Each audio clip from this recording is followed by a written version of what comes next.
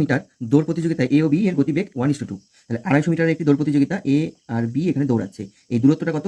250 মিটারের দৌড় প্রতিযোগিতায় এ এর বি এর গতিবেগের অনুপাত, এ যদি 140 মিটার এগিয়ে থাকে যাত্রা শুরু করে, তাহলে এ কত দূরে জয়ী হবে। এখানে দেখো কে জিতবে সেটা বলে দিয়েছে, তার জন্য অঙ্কটা অনেকটা সুবিধা হয়ে গেছে। কম্পিটিশনটা 250 মিটারের। এবার এখানে ছাড় পাচ্ছে কি? এ ছাড় পাচ্ছে কত?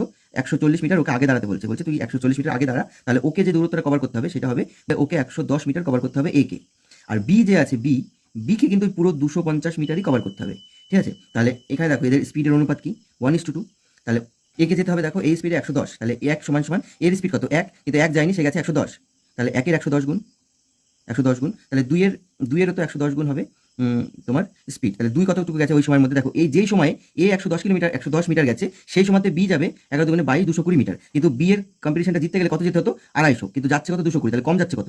250 বিয়োগ 220, তাহলে যাচ্ছে কত? 30 কম যাচ্ছে। এ কত দূরে জয়ী হচ্ছে? 30 মিটার আগে থাকতে জয়ী হচ্ছে।